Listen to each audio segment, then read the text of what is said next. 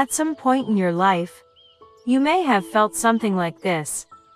The harder you try, the more exhausted you become. The more serious you are, the more it feels forced. The more you want to do it right, the more it feels like it doesn't belong to you. It feels like you are giving everything to something. But deep inside, you already know. It is not taking you where you are supposed to go. And yet, in another moment of your life, you may have experienced something completely different. There are things you do that feel natural. You don't have to force it. You don't have to push yourself. But you do it well. And more importantly, you feel like yourself while doing it. You don't need validation. You don't need approval. You can see your own value. You can feel your own potential without anyone telling you who you are. So what is the difference? How can the same person live one life that feels heavy, forced, and exhausting, and another that feels aligned, natural, and real? This is not about luck. This is about awareness.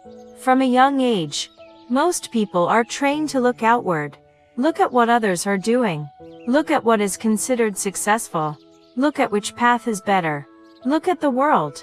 Look at everyone else. But almost no one teaches you to turn around and look at yourself. There is a phrase people know very well. Know others, know yourself, and you will win every battle. But in reality, most people are trained to know others, to understand the world, to understand competition, to understand how to survive in society. But knowing yourself, that is something many people spend their entire life trying to understand, and many never truly do. People often say they are trying to find themselves. But the truth is more uncomfortable than that. Many people have already seen parts of themselves from the very beginning.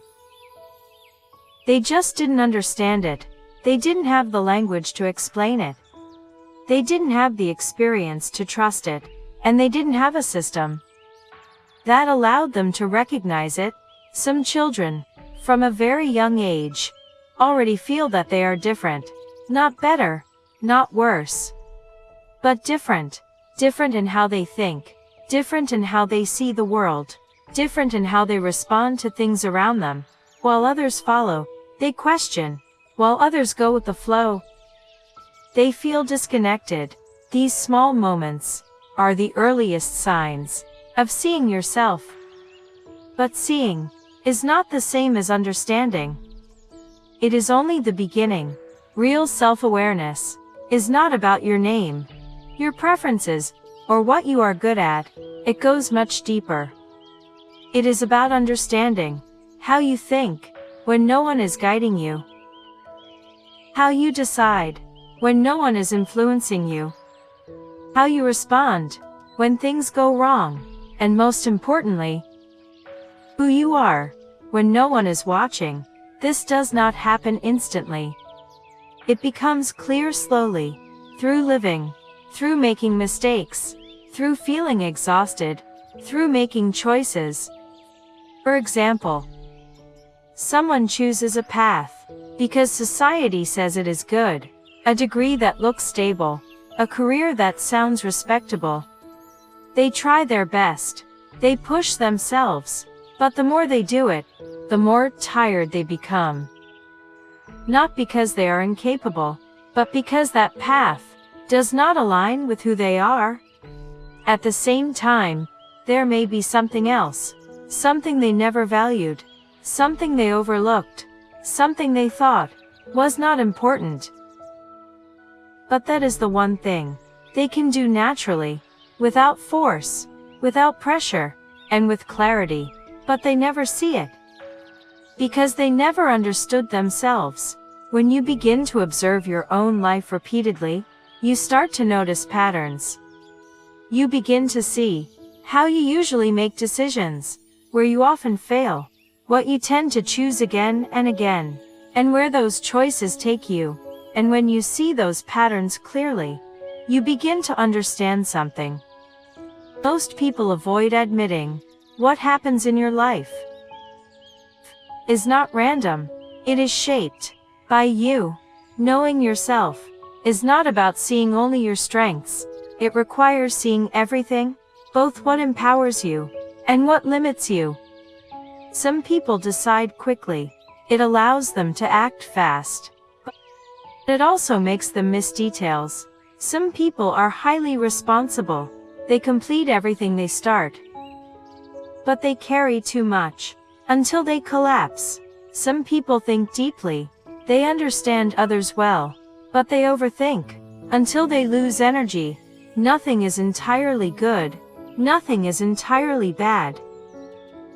The real question is, do you understand it? Because when you don't understand yourself, you will live your life following others, copying trends, forcing yourself into things that were never meant for you. But when you begin to understand, you begin to choose. You choose what fits you. You reject what doesn't.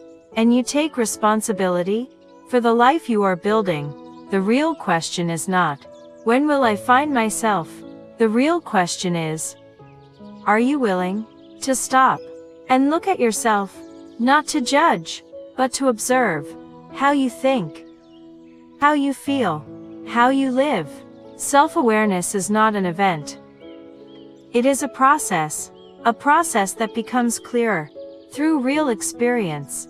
And at some point, you may stop asking, who am I? Because you already know how you should live to be truly yourself. The truth is, knowing yourself does not always make life easier, but it makes life clearer. And when life becomes clear, your decisions are no longer guesses, they become choices. You understand and are willing to accept. Whether you discover yourself early or late, both have value. Those who see early may move faster. Those who see later may understand deeper.